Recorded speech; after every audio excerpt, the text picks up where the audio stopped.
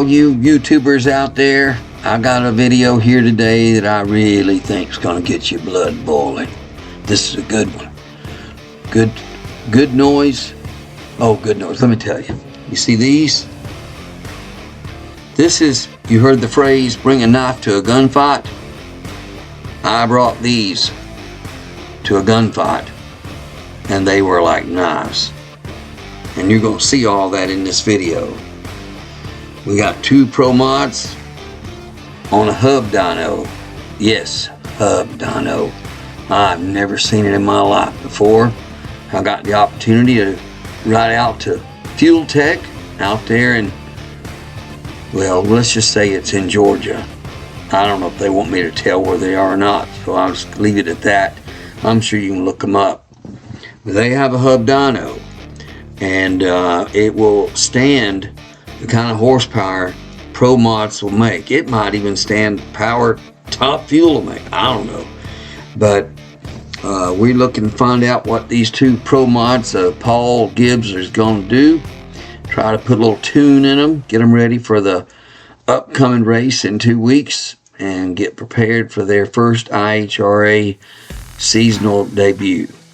And let me tell you, these things are bad, real bad. And doing this with the dyno also, not only does it give them a chance to tune the motor and figure out the fuel curve, timing, and all that stuff, they get to see the numbers on the, and this is a Hub Dyno, so it runs through the transmission, the rear end, everything. So they can see what this thing looks like under full power and get some ideas about maybe how it's going to be. So without further ado, let's get going. Remember, knives in a gunfight. So as we go through this video, I'm gonna jump in between segments and tell you kind of what's going on and what we're doing, what the pull is going to be, so you have some kind of idea about what he's trying to get out of it. The Fuel Tech people were really nice, really good people. I highly recommend them. They got a great support staff for these racers, and you and I to all the same.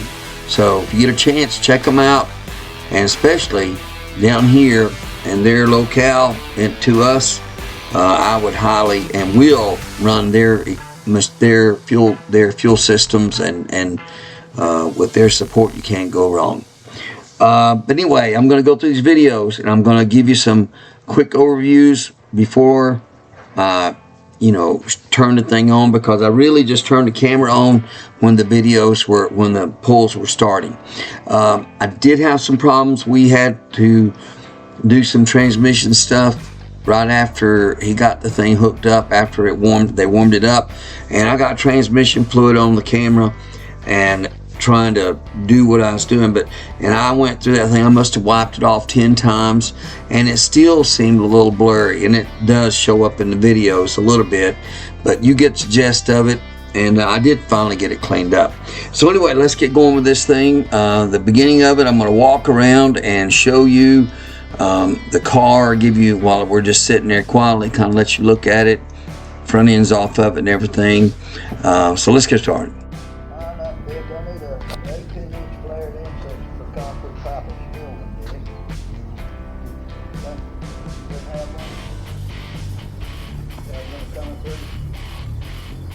You know, I see that belt he's talking about on that Pro Charger now. I didn't realize they're so close together. I thought they were crank driven. No, it's belt. I think it's pretty belt. Gotta be. Gotta be. I put my little old Fiat in right here, Mark. I squirt gas in that thing right there, and it worked like some cranky. Yeah, we was looking at that pump the other day, where you just pump it up and then just hit the button. Yeah, they'll sit there and just lag around forever if you don't. Yeah, when they're cold. I spray gas in that supercharger. It's got same fuel injection and all that on it, but it's just so much easier when you do that. Yeah, I used to run methanol on the Demon, and it was a booger, especially on cold days. Yeah. It'd sit there and churn and churn and churn. You pour some gas in there, but you'll fire just like that. Yeah. And they said something with a long spout. Yeah.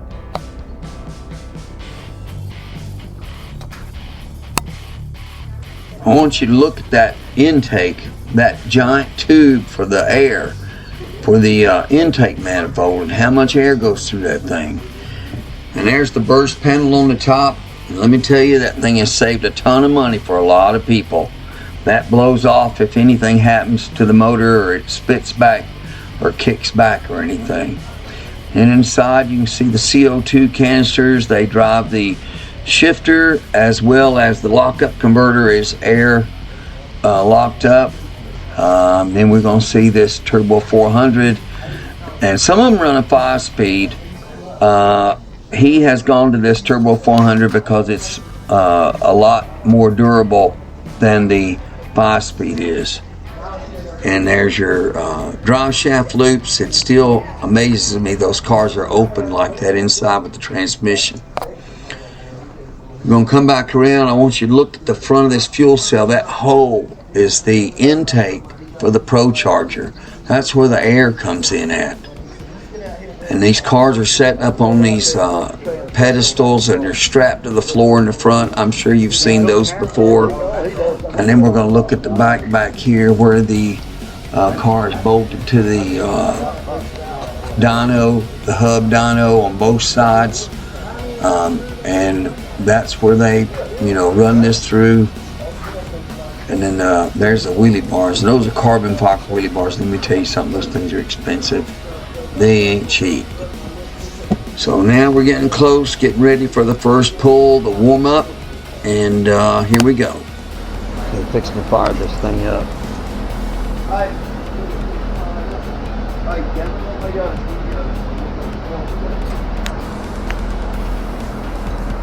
Which one's your starter button? The left one? Yeah. Hold on. You want to shoot the gas, or you're going to just turn it up, get back on there,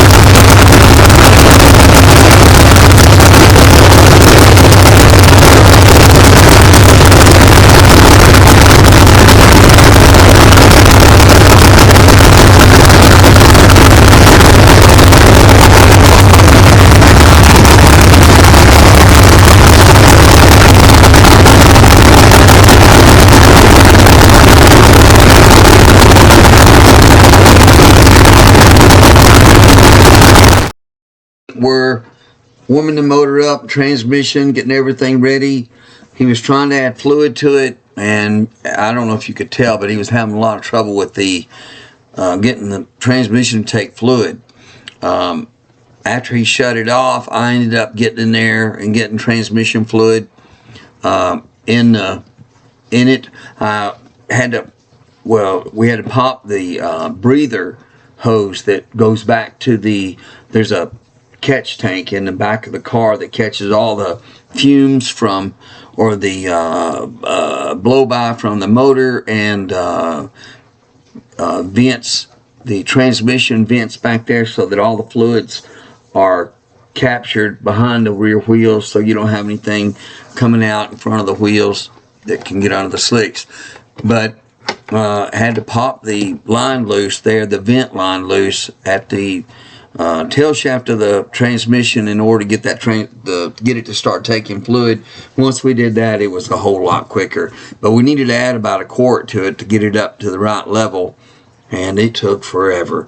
But it got done, and got the fluid up to the right level, and we are now ready for its first pull. It's warmed up and ready to go. So this is going to be a pull, I believe, first and second gear, not into high gear yet.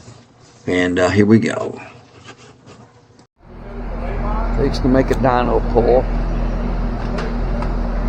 At Fuel Tech.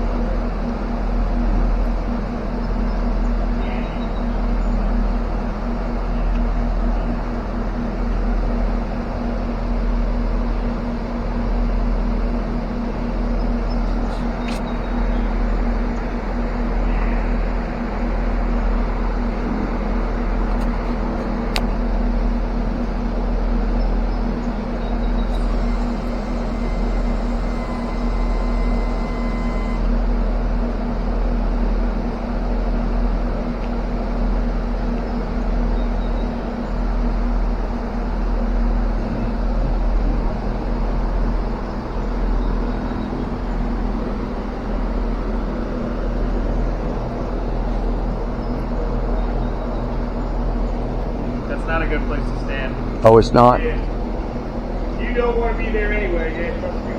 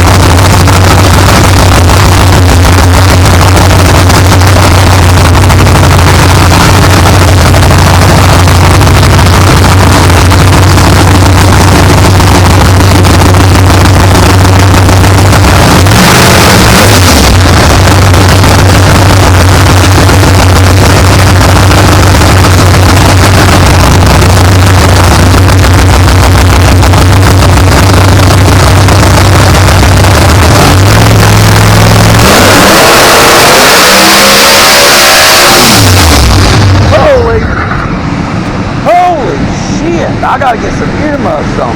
Boy, them earplugs ain't worth a damn.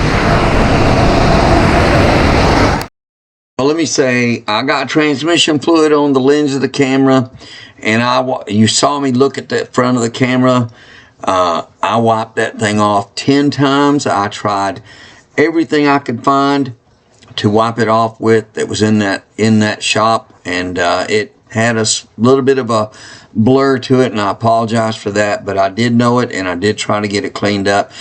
At the very end, I did get it cleaned up. I had to find some soap in the bathroom and clean it with.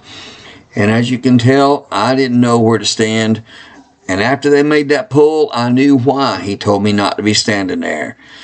And let me tell you something, the concrete was vibrating under my feet.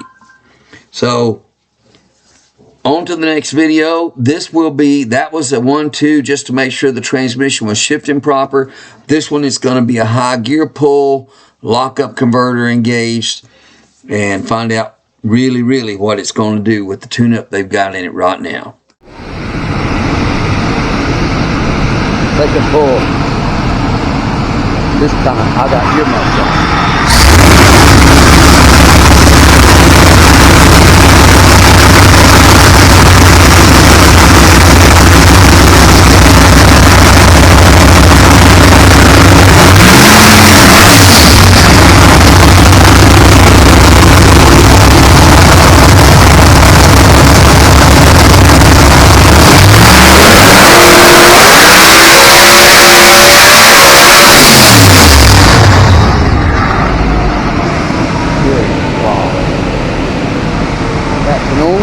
Oh my God.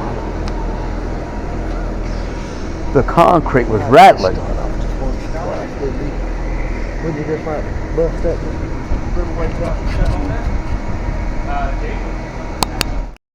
Alright, that video was in high gear with the lockup converter.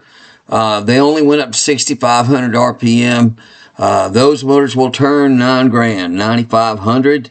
So it's still got a lot left in it, and it made 3,000 horsepower on that pull. And we're gonna do another pull here in just a second. Here we go.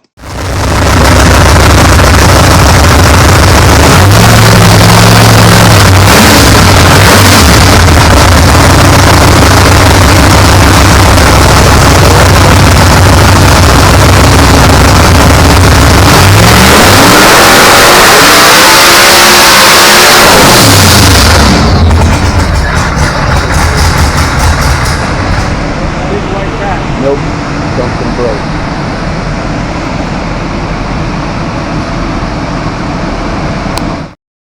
Alright, well that was supposed to be the full pull, and as you saw, you may have heard it popped and shut off. It did blow the burst panel. The initial thought was maybe it broke a rocker arm or broke a valve spring or something like that. It wasn't a catastrophic failure. We were going through the valve covers, pulling them off, looking at the valve train, trying to see if anything was, push rod was broke, bent, missing, something like that. The fuel tech guys had it on the laptop when it all happened, and they went into the system and discovered that it had lost. This car has 16 fuel injectors, 2 on each cylinder. The primary injectors and secondary injectors. It runs off the primaries, and then when it's under full throttle, the secondaries come on, and the computer takes care of all the fuel delivery. Well, the primary, all 8 of the primary injectors shut down, the drivers quit, and 5 of the secondary injectors shut down. And that was at high RPM. You know, that's, I don't know how high he got it up, but I would say well north of 6,000 RPM when it quit. And those motors don't like that. I mean, when you shut off injectors at that kind of speed, these things got aluminum rods in them, aluminum the pistons are all aluminum. It ain't good for the motor.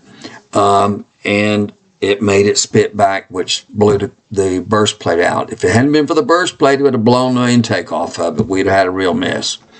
So anyway, that's what happened with the motor. They traced it back to a negative terminal on the battery that was not, it was tight, but it was not making a good snug fit on the post, or at least that's what they think right now. At this moment of this video, that's what the evaluation was. And so that was the end of the day for that motor. You can't turn them, you can't put a burst panel on and go back again. You have to take them off and take them home and look at them real hard and see what's going on. You don't want to take a chance with that kind of money in a motor like that. So now we're moving on to the screw blower car, and they're getting it on the dyno. So here we go. Okay, you have to excuse the wind noise in this video. They've got the cooling blower turned on in front of the car, and it's making a lot of noise. You see the ProCharge car sitting there to the side. They got it off the dyno. They got the screw car on the dyno. Got it all bolted in place and strapped down. And that's Steve Petty in the black t-shirt, the shorts. He has a laptop that they've got connected to the car, and they're putting a tune-up in the car for the initial pull. That'll control the fuel mixture and the timing. And he's finishing up, so we're about ready to go.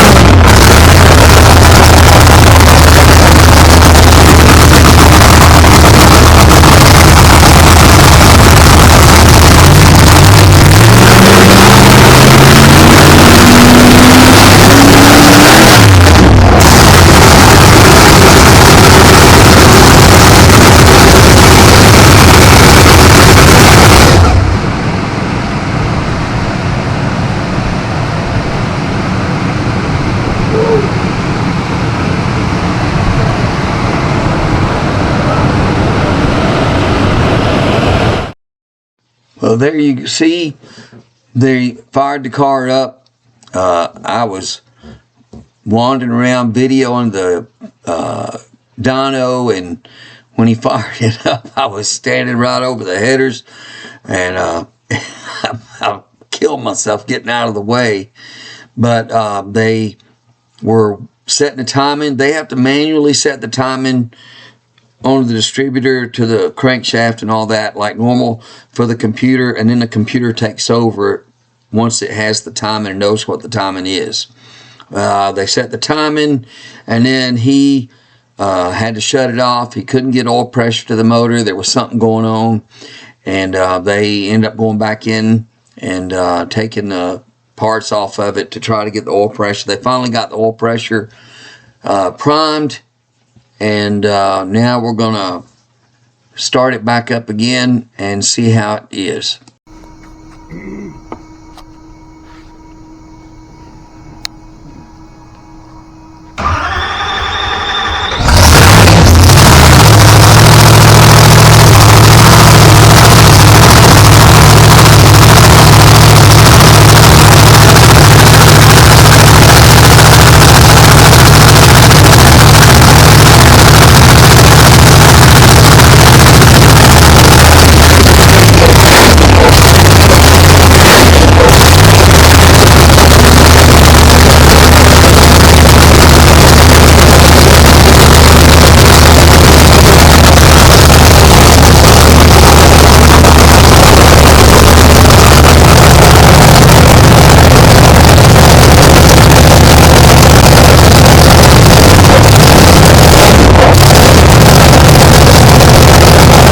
Was that your oil pressure? Yeah, it was 140 pounds. Alright, so he had the oil pressure back up. Everything was good, but he decided not to run the motor, not make a pull on the dyno, just because of the lack of oil pressure to start with. He was concerned about scalding the push rods, or the rocker arms, or any number of things that can happen. Those motors have, like, the valve spring pressure on the seat is 550 pounds, which is tremendous. And when you don't have oil in there to lubricate stuff and to protect stuff, even for 30 seconds, it can be devastating if you don't be careful. So he just decided take it home and take it apart, take both of them apart. And this just goes to show you the dedication these guys have for these cars. I will say, thank goodness it happened within, you know, in a testing session and not at the track in 2 weeks. They had time to get through the problems with the Pro Charger car and come across this problem with the drivers from the grounding, and then this problem with the oiling system in the screw car. Able to get all those things out in front of him before he gets ready before he loads all this stuff and goes to the races, and get prepared for the first event in 2 weeks in Gallant. Well, I gotta say, Paul, thank you so much for letting me come and giving me a heads up so I could get there. And I hope all y'all have enjoyed this. I've tried to be informative with it. I hope I wasn't too much, and trying to give you more information so you can see what we were actually trying to do with these dyno pulls. Let me tell you, these things make a gob of horsepower. I mean, all we saw was 3,000 horsepower today at 6,500, but it was fun, and it just makes you realize how powerful these cars are. I mean, what you see on the track doesn't do them justice. The amount of power and these things these drivers are going through to drive these cars is crazy. So thanks for watching. Please don't forget to like, share, and subscribe, and we'll see you again. See you.